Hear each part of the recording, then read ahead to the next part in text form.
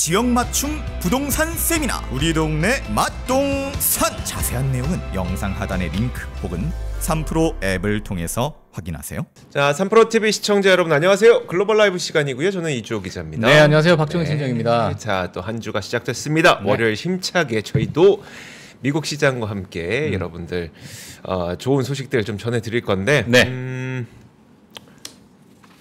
뭐 주말 별거 없으셨죠? 네, 별거 없었어요. 예. 이렇게 가족 행사. 가족 행사 연말에 예, 또 모이고. 예. 다들 그러시지 않나요? 아닌가? 가족 행사. 예. 오늘 이제 서울에는 이제 비가 오잖아요. 네. 네, 이제 다시 또 영하권으로. 다음 주는 또 어마어마하게 추워진다라고 그래요? 하더라고요. 예. 참. 네, 조심하셔야 될 것 같습니다. 자, 좋습니다. 요즘에 주변에 그 감기 걸리신 분들도 꽤 많고 또 그래서 예. 왜요? 김대희님이 네. 웬일로 멋지시냐 둘 다. 아니 저희가 그렇게 안 좋았습니까 평소에? 잠옷 입고 나오지 않았는데 그 정도는 아니었는데. 알겠습니다. 자 그러면 네. 오늘도 준비된 내용들 하나씩 전해드리도록 하죠. 네, 자 오늘 글로벌 라이브 어떤 소식이 있을지 같이 지켜보도록 하겠습니다. 사실 네. 이번 주에는 너무나도 많은 일정이 또 있는 상황이죠. 예, 그렇기 때문에 정말 좀 집중해야 되는 그런 한 주가 아닐까라는 생각이 좀 드는데 어떤 이야기가 있는지 글로벌 시장 체크 포인트부터 보도록 하겠습니다. 일단 미국 증시 3대 지수가 동반 상승했습니다. 지난주 금요일 엔비디아는 1.95% 상승했고요. 룰루레몬이 5.37% 상승했습니다. 네, 룰루레몬 자체는 뭐 밑에서 제가 좀 써놨지만 좋은 실적 하지만 약간의 좀 애매한 가이던스 때문에 프리마켓에서는 한 2% 정도 하락을 했었거든요. 근데 이제 장이 시작되고 나서는 바로 또 뒤집는 그러한 이제 흐름을 좀 보여줬고요. 그러다 보니까 5.37% 정도 상승을 한 그런 모습을 좀 보여줬다 이렇게 보시면 될 것 같고요. 자, 브로드컴도 마찬가지로 2.39% 상승을 했습니다. 최근에 VM웨어 그 기업이 인수하면서 여러 가지 뉴스가 좀 나오고 있는 상황이다 이렇게 보시면 될 것 같고요. 자, 미국 국채 10년물 같은 경우 소폭 상승했어요. 지금 FMC를 좀 앞두고 나서 이제 국채 수익률이 조금씩 올라가고 있는 그런 모습인데 4.25% 정도 지금 기록을 하고 있는 상황이고요. 유가 같은 경우에는 WTI 기준으로 70.6달러를 기록하고 있습니다. 뭐 유가는 그렇게 크게 변동성을 주지 않았던 그런 주말이었다 이렇게 보시면 될 것 같고요. 자, 중국 소비자 물가 지수가 2개월 연속 하락을 하게 되면서 오늘 사실 국내 시장을 보셨던 분들은 항생 지수가 좀 시작이 되면서 국내 증시도 좀 빠지는 그런 모습을 좀 보여줬었거든요. 이게 이제 디플레이션 우려에 항생과 중국 증시가 좀 하락한 그런 영향에 국내 시장도 약간 좀 변동성을 줬던 그런 하루였다 이렇게 보시면 될 것 같고요. 이번 주는 소비자 물가 지수 CPI와 FOMC 회의가 예정되어 있습니다. 이번에 금리 결정이 나올 예정인데 3월달, 6월달, 9월달, 12월달은 또 점도표가 나오는 그러한 해이기 때문에 이번 12월달엔 점도표가 또 나옵니다. 그래서 점도표를 다 같이 좀 체크하는 그런 글로벌 라이브 시간이 아마 되지 않을까라는 생각이 좀 들고 있고요. 그러니까 지금 시장에서 기대하는 거는 내년 상반기쯤에는 금리 인하가 한 번에서 두 번 사이는 있을 것 같다라는 예상을 하고 있는데 점도표상에서 그걸 또 만족시켜줘야 그렇죠. 지금의 상승세가 좀 유지가 될 수 있는 거니까 그렇죠. 이 점도표를 좀 잘 봐야 될 것 같습니다. 예, 뭐 지난 점도표 같은 경우에는 이제 중립금리를 좀 건드렸잖아요. 네. 예, 중립금리가 좀 올라가게 되면서 약간의 조금 시장에 변동성을 줬었는데 이번은 또 어떤 금리 정책이 나올지 한번 지켜보시면 될 것 같고요. 사실 지난번에 제롬 파월 의장이 이제 스피치가 있었는데 그 스피치가 끝나고 나서 그 CME 페드워치 툴을 보게 되면은 3월달에 금리 인하가 있을 것이다라는 부분에 선물 시장에서 좀 움직였어요. 하지만 고용 지표가 지난주에 또 나오게 되면서 그게 다시 또 5월달로 밀렸습니다. 예, 그러다 보니까 지금 여러 이제 지표에 크게 이제 민감하게 반응하고 있다라는 부분을 우리가 같이 좀 체크해 주시면 될 것 같고요. 다음 뉴스로 바로 넘어가도록 할게요. 자, 일본 빅테크 기업이죠. 라쿠텐에서 2개월 내외 독자적인 AI 모델을 발표하겠다라는 이야기가 좀 나왔습니다. 사실 지난 라쿠텐 CEO가 이런 얘기를 했어요. CNBC에서 독자적인 인공지능 언어 모델을 출시할 계획이 있다라고 얘기를 했는데 사실 라쿠텐 같은 경우에는 은행에서 전자상 거래 그리고 통신에 이르기까지 다양한 사업을 좀 운영하고 있습니다. 이러다 보니까 이 CEO가 이래서 우리는 매우 독특한 데이터를 다 가지고 있다. 예, 그러니까 다방면의 사업을 진행하다 보니까 많은 이제 빅데이터가 그만큼 쌓여 있다 이렇게 얘기를 했고요. 우리처럼 데이터 세트를 갖고 있는 기업은 없다. 이렇게. 네이버 있을 것 같은데. 예. 근데 이제 비슷한데요.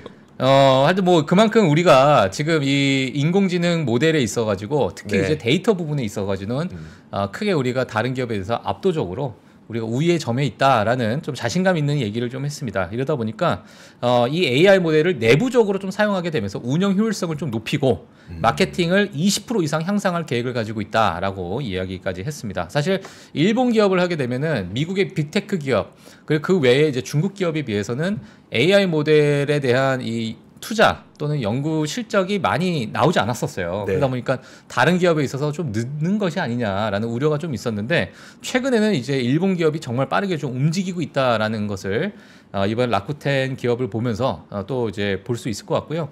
사실 우리나라 기업도 이런 부분에 있어서 또 과감하게 좀 움직이면 좀 좋을 것 같습니다. 예, 뭐 어떻게 또 나올지. 국내에 또 많은 이제 성장주 기업들가 있기 때문에 한번 좀 기다리시면 좋을 것 같고요. 네. 자, 다음 뉴스 바로 넘어가도록 할게요. 자, 중국은 이제 신에너지 차량이라고 했는데 뭐 신에너지 차량이라는 건 전기차일 수 있고요. 하이브리드 차량이 될 수 있습니다. 근데 90% 이상에 대해서 세금 감면을 유지하겠다라는 이야기가 좀 나오게 되면서 여러 또 수요를 또 촉진시키는 게 아닐까라는 시장의 어떤 기대감이 있는 상황이다. 이렇게 보시면 될 것 같고요. 그리고 이제 애플의 투자자분들은 아마 이 뉴스를 보지 않았을까라는 생각이 드는데 아이폰과 애플 워치 그리고 에어팟을 디자인했던 담당 임원이 내년 2월에 사임을 합니다. 예, 지금 벌써 사실은 어찌 보면은 거의 이제 손을 내려놓은 상태다라는 이야기가 좀 많이 나오고 있는데 시장에서는 지금까지 사실 아이폰 12, 13, 14, 15 다 똑같잖아요, 사실. 아니 저분이 언제부터 하신 거예요, 그러면? 모르겠어요. 언제부터인지 모르겠는데 최근에 오랜 기간 동안 했죠. 애플 워치부터 뭐 에어팟까지 다 이제 디자인을 담당을 했던 그러한 이제 수장이었기 때문에 이분이 이제 나가게 되면 차기 모델 어떤 또 새로운 디자인이 나올까라는 부분에 대해서 시장에서 좀 관심을 가지고 있다 이렇게 좀 전해드릴 수 있을 것 같아요. 그 추후에 추가적인 뭐 어떤 분께서 또 그 자리에 또 오시는지는 저희가 추가적으로 업데이트가 되면 또 알려드리도록 하겠습니다. 자, 그리고 이제 애플 뉴스가 하나 더 있습니다. 자, 비전 프로 한번 우리가 보여줬었죠. 비전 프로가 어떤지. 네. 예, 근데 이제 비전 프로를 본격적인 출시를 위해서 직원 교육과 매장 정리에 지금 들어갔다라는 이야기가 나왔습니다. 그러다 보니까 이제 곧 정말로 애플 스토어에서 비전 프로를 실제로 만져보고 또 체험할 수 있는 그러한 날이 오지 않을까. 네. 이게 생각보다 좀 빨리 올 수도 있다. 이렇게 좀 보시면 될 것 같습니다. 그래서 애플 뉴스는 이렇게 두 가지로 정리를 할 수 있을 것 같고요. 그리고 이제 미국에 계시는 분들은 아마 다들 아시는 메이시스. 메이시스가 이번에 또 투자자 그룹에서 여러 이제 자산운용사와 그 외의 투자 그룹에서 메이시스를 58억 달러에 인수하겠다는 제안을 했어요. 자, 이게 이제 12월 초쯤에 이미 제안을 해서 이번에 이제 언론에 이제 발표가 좀 됐는데, 자, 이 부분은 좀 뒤에 가서 제가 간단하게 또 언급을 해드리도록 하겠고요. 그리고 이제 룰루레몬이 앞서서 말씀드린 것처럼 뭐 좋은 실적과 애매한 가이던스로 주가가 근데 5% 정도 상승했다 이렇게 보시면 될 것 같습니다. 자, 그리고 모건 스탠리가 최근에 사실 뭐 우리 태양광 업체들이 정말 많이 빠졌잖아요. 주가가. 근데 이제 퍼스트 솔라 비중 유지해서 이제 비중 확대로 투자 의견 상향 조정하게 되면서 지금 다시금 너무 좀 저평가되어 있는 부분이다라는 이제 강조를 하게 되면서 이게 모르겠어요. 향후 이 태양광 기업에 어떤 이제 중요한 뭐 영향을 끼칠지는 저희가 한번 좀 지켜봐야 될 것 같은데 목표가도 237불로 좀 상향 조정을 했습니다. 자, 이렇게 되면서 다른 기업들까지도 또 관심을 갖게 되는 그러한 시장이다 이렇게 정리를 할 수 있을 것 같습니다. 네. 그래서 오늘 글로벌 시장 체크 포인트는 이렇게 마무리하도록 하겠습니다. 이번 주 일정을 한번 보도록 할게요. 이번 주 일정 보게 되면 화요일 같은 날, 화요일 날 이제 소비자 물가지수 이제 미국 시간입니다. 미국 시간으로 소비자 물가지수가 이제 화요일 날 이제 발표하게 되고 이제 한국에서는 이제 수요일 날 우리가 좀 확인할 수 있겠죠. 그리고 FOMC 금리 결정 그리고 점도표가 또 한국 시간으로 이제 목요일 날 우리가 또 확인할 수 있을 것 같습니다. 예, 그래서 이렇게 우리가 중요한 일정이 두 가지가 있다라는 거 꼭 체크를 해주시면 될 것 같고요. 그 외에 이제 실적 발표하는 기업들이 어도비가 또 수요일 날. 어도비 실적 많이 관심 갖겠네요. 예, 그리고 이제 목요일 날 코스트코가 또 또 실적 발표를 앞두고 있습니다. 그래서 시장에서는 또 많은 관심이 이쪽으로 또 쏠리지 않을까 이렇게 보여지고 있습니다. 월요일은 뭐 오라클이 또 실적 발표하네요. 네. 예, 그래서 이렇게 정리를 하면 될 것 같고요. 예. 자, 유럽 조사기관에서요.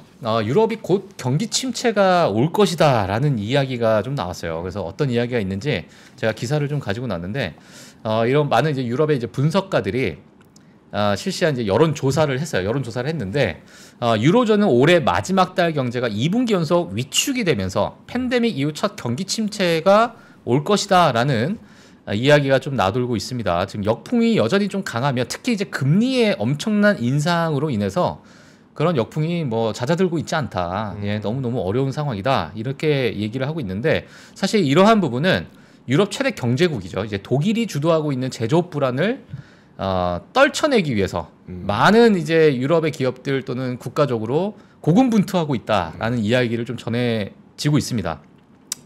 근데 이제 예산이 상대적으로 좀 많이 위축되어 있는 상황이고요.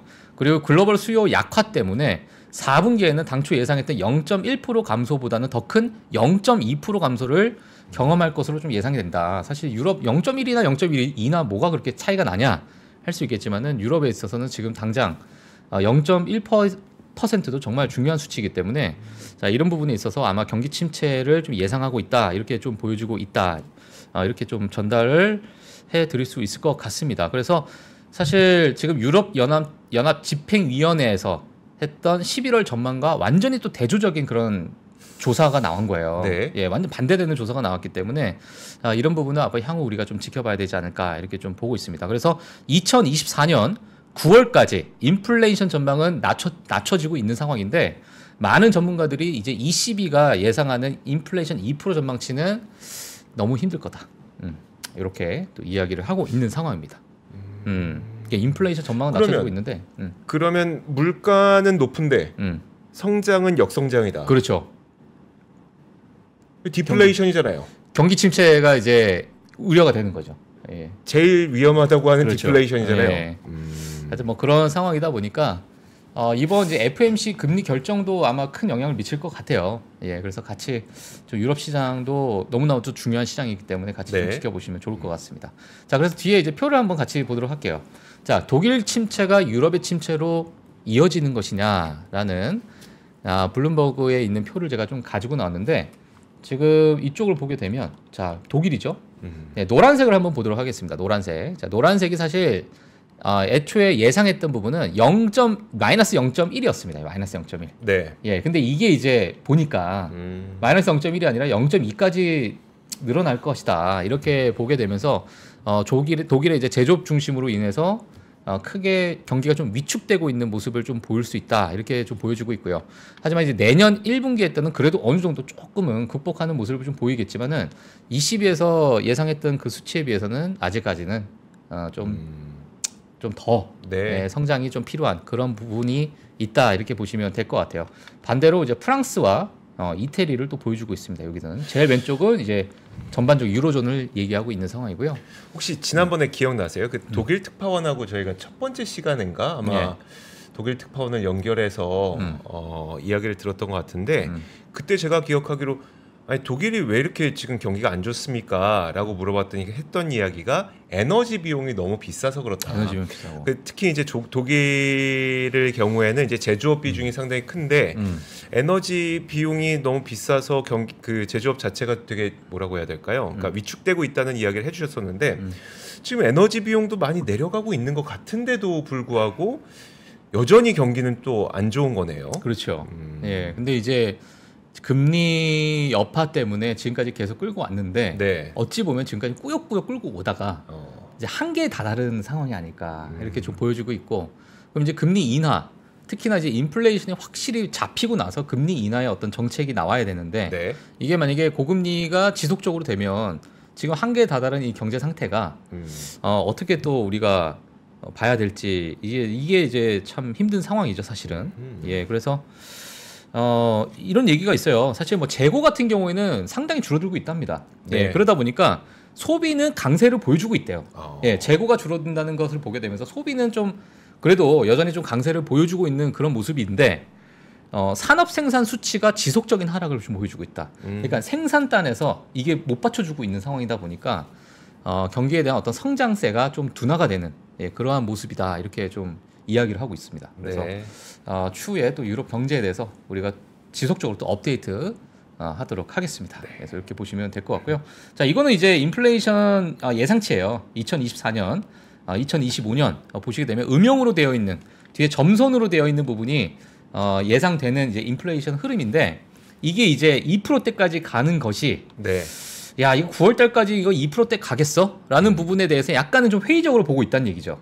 예, 이게 지금 2%대 지금 목표치가 이 하얀색 점선인데 이게 아마 이러한 흐름으로 가기가 힘들 수도 있다라는 것이 지금 현재 조사기관에서 얘기하는 겁니다. 네. 예, 그래서 이러한 어떤 흐름도 같이 또 지켜보시면 좋을 것 같습니다. 네, 다음 뉴스로 바로 넘어가도록 할게요. 네.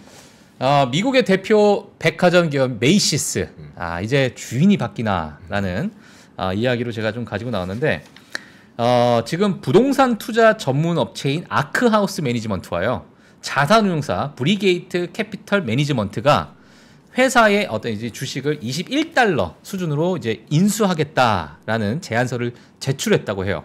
예, 이렇게 되면서 전반적으로 지금 이제 5.8 빌리언 달러니까 하나로 치게 되면 한 7조 원 정도가 되겠네요. 네. 예, 그래서 7조 원 정도로 이제 제안을 했다라고 볼 수 있는데 지금이 메이시스가 17.39달러입니다.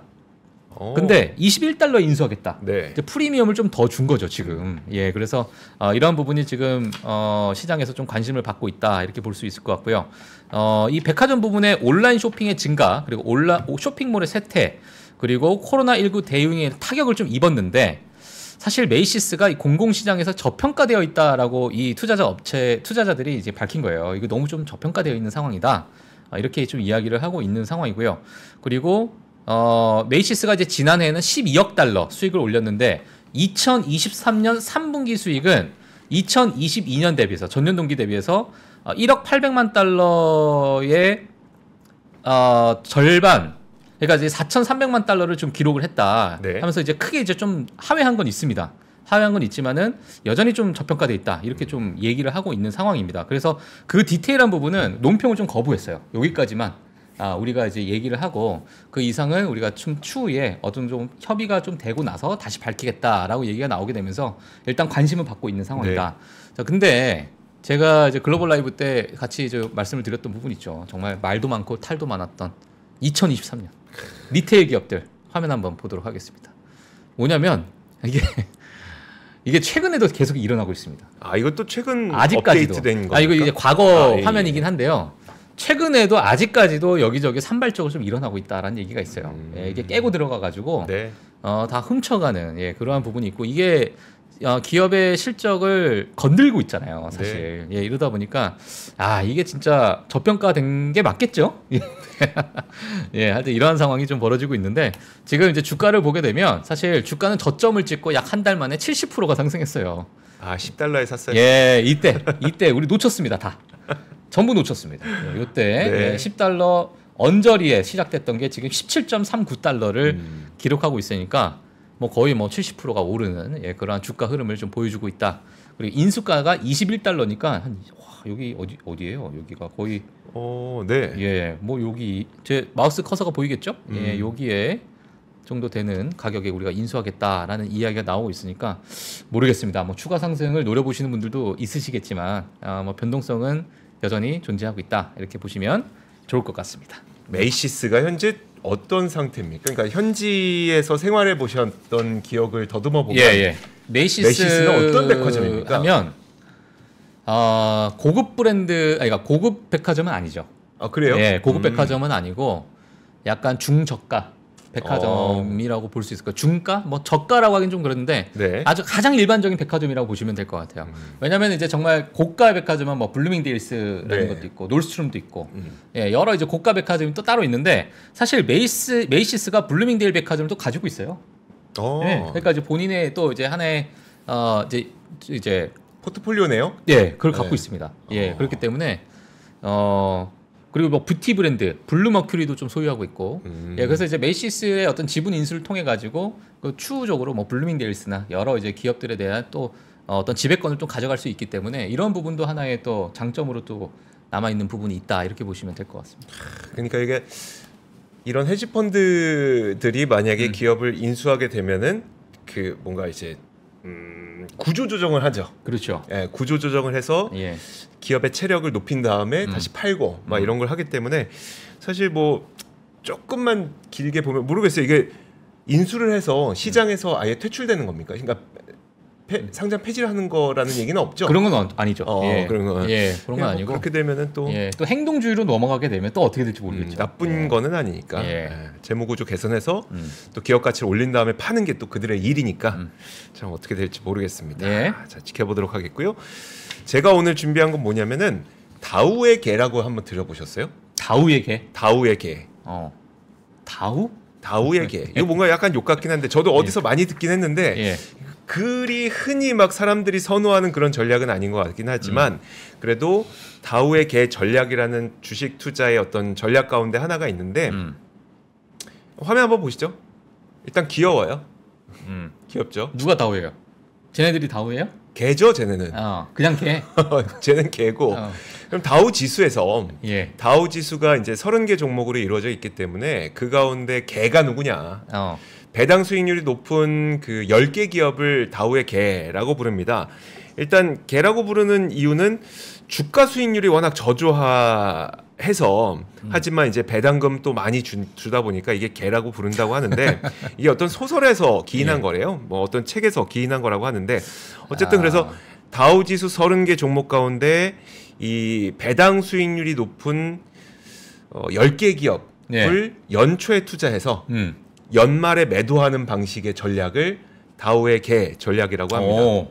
그래서 한번 보시면은 그 이게 항상 좋은 건 아니에요. 그래서 이 다우의 개 전략은 일단 첫 번째로 볼 수 있는 거는 다우 지수에 포함되어 있다는 건 안정적이라는 거죠. 그렇죠. 그 전 세계에서 전 세계에서 가장 안전하고 튼튼하고 좋은 기업들을 30개 모아놓은 게 다우잖아요. 그 중에서 배당 수익률 좋은 10개 기업을 모아놓은 거니까 상당히 안정적인 기업을 얘기하긴 합니다. 그리고 이 기업들이 만약에 이제 주가가 오른다면 여기에다 배당 수익률까지 더할 수도 있는 거고요. 주가가 오르지 않는다고 하더라도 배당 수익을 재투자해서 하면은 이제 주가 수익을 어느 정도 만회할 수 있다고 해서 다우의 개 전략이라는 게 있긴 있는 건데 사실 지금 다우의 개 전략을 말씀드리는 이유는 뭐냐면 딱 한 가지인데요. 내년에 정말 금리가 내릴 것이냐입니다. 말씀드렸던 것처럼 높은 배당을 주는 기업들에게 투자하는 거라 그랬잖아요. 그러면 금리가 내려갈 때에는 사실 금리가 높을 때에는 야, 뭐하러 우리가 리스크 있는 배당주에 투자를 해. 국채 투자하면 되지. 라는 스토리가 되겠지만 만약에 금리가 내려가는 그런 시기가 된다면 오히려 배당주의 그러니까 리스크 국채의 그 금리가 조금씩 낮아지는 거다 보니까 리스크 대비해서 이제 배당주에 대한 매력도가 조금 더 높아지게 되는 거죠. 그러면 이제 내년은 만약에 그 시나리오가 맞다면 내년은 그런 배당주에 투자를 해도 되지 않나라는 생각이 옵니다. 하지만 앞서 말씀드렸던 것처럼 매년 다우의 개 전략이 통하는 건 아니에요. 그래서 2022년 한번 볼게요. 화면 다시 한번 보여주시면 2022년은 여러분들께서도 기억하시겠지만 온 세상의 모든 게 다 떨어졌습니다. 맞아요. 그러다 보니까 다우 지수가 그 당시에 한 1년 동안 8.8% 하락했는데 그나마 다우의 개 전략을 썼던 이 포트폴리오에 내에서는 2.2% 수익을 거두긴 했어요. 그런데 사실 2023년에 가면 올해를 떠올려 보시면 빅7 안 들고 있으면 큰일 났습니다. 그렇죠. 빅7 뭐 기본적으로 40% 이상의 수익률을 냈기 때문에 2023년은 다우의 개 전략은 그냥 아주 실패한 그런 전략이 될 수밖에 없었던 해였었고요. 그러니까 이런 걸 보여드리는 거는 매년 성공하는 건 아니다. 하지만 그렇다면 2024년은 과연 어떨 것이냐. 그리고 우리가 떠올려 볼 수 있을 것 같은데 앞서 말씀드렸던 것처럼 내년에 만약에 금리 인하를 기대한다면 배당 기업에게는 나쁘지 않은 한 해가 될 것 같거든요. 그런데 여기서 제가 여러분한테 말씀드리고 싶은 건 뭐냐면 내년에도 만약에 올해처럼 기술주 아니면 뭐 인공지능 관련 기업들 그리고 성장주 이런 기업들이 내년에도 막강한 성장이 이루어질 것이라고 기대하시는 분들은 이런 거 그냥 신경 하나도 안 쓰셔도 됩니다. 야 무슨 다우의 개든 뭐 다우의 강아지든 뭐 나는 신경 쓸 게 없다라고 생각하시겠지만 혹시라도 내년에 이게 금리가 인하된다는 게 뭔가 경제의 어느 한 부분에서 약한 고리가 그러니까 뭐 터질 것 같거나 아니면 경기가 어디에선가 좀 부러지면서 금리가 인하될 것 같다고 생각하시는 분들께는 그러면 이런 분들의 입장에서는 이 다우의 개 전략을 사용하는 게 더 나을 것 같다는 생각이 있는 거예요. 왜냐하면 일단 안정적인 기업들이기 때문에 주가 하락의 폭이 그렇게 크진 않을 것이고 네. 그 기간 동안 높은 배당 수익률을 받을 것이고 그리고 금리가 떨어지게 되면은 이들의 배당 수익에 대한 매력도가 높아지게 되면서 또 주가 하락은 그렇게 크지 않을 것이고 이런 몇 가지 것들 장점이 있는 거니까 이게 자신의 성향에 따라서 뭐 이건 내가 관심을 가져도 되겠다. 성향에 따라서 난 이건 그냥 제쳐둘래 뭐 선택하시면 될 것 같긴 한데 저는 개인적으로 이제 그 내년에 고금리가 진짜 아무 문제 없이 탈 없이 지나갈 수 있을까에 대해서 역사적인 순간이죠. 그러니까. 역사적인 순간. 예. 만약에 정말 이 고금리가 아무 문제 없이 골디락스처럼 계속 가다가 진짜 뭐 물가도 잡히고 성장도 계속 일어나는데 뭐 그러면 이제 우리가 한번 좀 내려볼까 할 수 있다면 정말 그렇다면은 정말 역사의 한 페이지를 장식하겠지만 그게 아닐 수도 있겠다는 약간의 일말의 불안감 때문에 사실 저는 이런 생각도 해서 아까 앞서서 뭐 유럽 시장에 대해서 잠깐 얘기를 했는데 설베이를 하다 보니까 이거 경기 침체가 올 거야. 물론 미국은 괜찮을 수 있죠. 네. 하지만 이제 다른 중국이 부러지고 유럽이 부러지면 제 아무리 미국이라고 한들 이게 다 연결되어 있는 망이기 때문에 이게 사실 미국만 괜찮다고 해서 다 되는 게 아니잖아요. 그렇죠. 예. 그렇기 때문에 아마 유럽 시장과 중국 시장도 조금은 좀 받쳐주는 시장이 돼야 정말 역사적인 한 해가 되지 않을까 이렇게 생각이 좀 드네요. 그러니까요. 그래서 저는 그냥 내년에 우리가 좀 선택지를 여러 개를 두고 있으면 좋을 것 같아요. 그냥 딱 하나. 물론 인공지능 계속 갈 겁니다. 제가 생각해도 이 산업은 안 갈 수는 없어요. 백도는 없는 산업 같고 전기차도 백도는 없는 산업 같아요. 물론 이제 수요가 어느 정도 늘어나느냐 줄어드느냐의 차이는 있겠지만 백도는 없는데 그래도 이게 만약에 금리 인하가 되는 게 완전 퍼펙트 할까에 대해서 조금이라도 의심이 있다면 이런 부분도 좀 생각해 보시는 것도 좋을 것 같습니다. 알겠습니다. 자, 그렇다면 우리가 1부는 여기서 다오의 개를 산책시켜달라고 하는데 자, 1부는 여기서 마무리 짓도록 하겠고요. 이어서 2부 저희가 잠시 후에 만나 뵙도록 하겠습니다. 네. 장 시작 전부터 종료까지 쏟아지는 수많은 뉴스와 정보들. 이 중에서 어떤 것이 투자에 정말 도움이 되는 정보일까요? 3프로의 증시 셔터맨 박근영 마스터가 직접 정보를 선별하고 투자의 힌트를 드립니다. 시간도 아끼고 투자 아이디어도 얻는 시간, 박근영 부장의 마켓 힌트와 함께 하세요. 자세한 사항은 3프로TV 앱과 홈페이지를 확인하세요.